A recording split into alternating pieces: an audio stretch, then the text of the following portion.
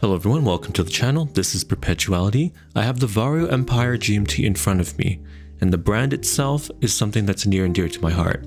Vario was founded back in 2016 by Ivan Chua and his wife Judy Yuen. It's a two-person operation. It has been that way since the beginning, and it still is today. Ivan is just like one of us who grew tired of his reliance on his mobile phone, his laptop, and all the technology that he was surrounded in doing his job as a graphic designer. He was in the TV industry for a good amount of his life. He went and found his old watches that had been stowed away in drawers and replaced the batteries, but then realized that the straps that held the watches on his wrist had deteriorated. And so he set out to design his own straps, and from there, using his graphical design background, he went into designing watches. Then that became the brand named Vario that we know today. And this Empire GMT is among the latest of their newest releases. They do very small production numbers, Vario. It is quite simply put, this is their newest release, the Vario Empire GMT. Now, it measures in at 38mm in diameter, depth of 12mm thick, a lug-to-lug length of 46mm, and lug width of 20mm. Before we continue, the watch itself is rather limited in production, and if you visit their website, you'll come to realize that most of their watches are. They do small batch production of watches, as it's quite simply a husband and wife operation out of Singapore. Accompanying the watch is a very smart travel case that Vario provides with every one of their watches. It simply zips up, has a pocket on the inside that you can stow your bracelet links or perhaps a tool, maybe even an extra strap. It is padded on each side so your watch won't be protected. I think it's a very earnest and sustainable way to present a watch, and I'm all for it. It's one thing to make a GMT watch, it's a whole other thing to make one that's thin. And Vario has achieved that. Making this watch 12mm thin is down to their choice of movement, the Miyota 9075. But before we get there, the case construction. You have a domed steel bezel at the top, flat flanks on the side that make up the midsection of the case, and a relatively trim case back that keeps the depth of the watch relatively slim. The case back features a laser engraved version of the Empire State Building, which is the motif for the rest of this watch. As you can tell, the shapes, the angles, the sheer amount of really intricate surfaces is all based upon the Empire State Building and is the main inspiration here. The flat sides of the case remind me of the architecture of the Empire State Building in some of the columns and the internal appointments. Even the brushing of the case, where it's done vertically, has been done very well. I'm not a big fan of vertical brushing, as it seems to add a visual weight or illusion of the case being thicker than it needs to be. The inclusion of an onion-shaped crown completes that Art Deco look, a watch that's pulled out of the 1920s or 30s, if you will. It is an adequately sized crown that I have no issues interfacing with to adjust the time or to wind the watch, which is something you might be doing quite frequently since this is a traveler's GMT. The top low lugs are fully polished, and so is the domed bezel, which catches the light nicely or attracts fingerprints. You can argue either way. I think that the lugs are nicely shaped, being very tapered and thin, and it matches the overall look of the watch. This watch just reminds me of the type of watch a person would wear if they were driving a Duesenberg and smoking a very large cigar while they're driving over to meet their lady of the hour. Especially this salmon dial variant that seems to me as if it's pulled straight out of the 1920s or 30s. The Miyota 9075 has been one of my favorite movements been used by micro brands so far. Part of the reason why is through the first part of the crown adjustment that allows for an independent hour adjustment, which is rather useful if you want to lock in the local time relative to the travel time, or vice versa in the country that you are in. Also note that there is no date wheel on this watch. It's a no-date GMT, which is rather rare in the world of GMT watches, never mind a dress GMT. The Empire GMT can be had on a bracelet or a leather strap. If you opt for the bracelet, do know that it does not taper very much at all, if any. It goes from 20mm and it continues pretty much for the length of it down to the butterfly clasp. It's a multi-link construction. The end links are also fully articulating. It's a handsome bracelet. I do wish there was just more of a taper to the bracelet. The inclusion of a butterfly clasp also means that you will have to fight to get this to be centered on the wrist a little bit, Thankfully, it does have quick release pins to allow you to swap it out for a leather strap as well. It's a good bracelet, but there are some minor improvements that I'd hope to see in a dress watch. The use of bracelet pins over screws ensure longevity, durability, and reduces the risk of the links coming apart. The way that I'd wear this watch most frequently would be on a leather strap.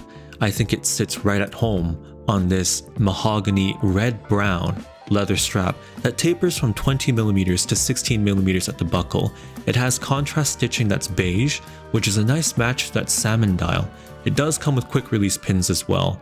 I find that owning this watch and having it on leather straps would be an event to mix and match. I'm curious to hear from you as to how you'd pair a leather strap to this watch. Leave a comment below and I'd love to hear from you guys. I could see the watch working very well on a Saffiano leather strap such as the one that I have on the watch. This is a 20mm Saffiano black leather strap. I think that picks up on that black contrast elements of the dial and it makes for a very nice and appealing combination of colors. Now before Vario made watches, they made straps, and I find that this soft mahogany brown strap that's included with the watch, made of calf grain genuine Italian leather, is soft, supple, pliable, takes no time to comply to the wrist at all, and I find that it's the right amount of thickness that fits in well with the rest of the watch. You don't want a strap that's too thick or too thin, especially with a dress watch of this stature. How does the watch wear? On my 6.5-inch wrist that fluctuates between 6.4 to 6.5, it wears great. I find that the shorter lug width of 46mm sits in well with the dimensions of my wrist, and the shape of the case does lend for a rather ergonomic fit. I find that the lugs kind of angle down just enough that it doesn't get in the way of comfort. Something to be said where a leather strap will make a watch appear larger than it needs to be or shrink it down, and it all comes down to the shape of the case, the lugs, and the thickness of the watch. Bracelet does have good articulation and it does not bunch up on my wrist. In fact, with the articulating end links, it just hunkers right down into the center of my wrist. It is a good bracelet in that sense. I just think that it's a lot of steel. So if you're not into this type of look, the leather strap would be the way that I would probably have this watch. However, it does attract good attention. There's presence to this watch on the bracelet. Now we get to the party piece of this watch, which is its unique dial. The salmon dial color that you see here, though very overused in the watch industry, I find that it is one of the most beguiling combinations when compared with high contrast colors like black. And in the sense of the Empire GMT, you have these printed concentric circles on the outside with a running minute track, and on the inside, you have a high contrast black 24-hour ring that allows you to tell the secondary time zone, matched with a guilloche center bullseye section of the dial. I think it's a very interesting combination of both guilloche complexity and visual appeal to the numerals that are very much Art Deco inspired. It appears to me that the numerals have been applied and each of the concentric circles on the outer ring of the dial have been printed on, as well as that little GMT ring in the center also applied. Printing is sharp, dial quality excellent. I can't find anything to complain about when I look at the dial. Also appreciate the syringe-shaped hour and minutes hand in contrast to that pointed arrow for the GMT time telling. My only complaint is that the hand stack is rather tall, meaning that the rehaut is also going to be rather thick. This is something that is a bit of a visual downside, if you will. If there was a way to shorten the hand stack, it would be great, but I think that it has to do with the choice of movement, the Miyota 9075. The dial really makes the watch appear more expensive than it is, and I think that is in part due to that type of sector dial layout and the combination of guilloche in the center with those concentric rings that just seems to draw attention to those Art Deco numerals that spiral outwards is such a beautiful combination. I think there are Swiss watch brands that this is drawing inspiration from, and I feel wholeheartedly that this is the best part of the watch. So what are my thoughts? At around $1,000 Canadian, I find that the use of the Miyota 9075 and a good construction and materials here really make the watch. And the fact that you're also supporting a rather small micro brand that is a simple husband and wife operation to this day, I think is rather heartening. And I'd love to see more micro brands that thrive within small batch productions that do something special like Vario does.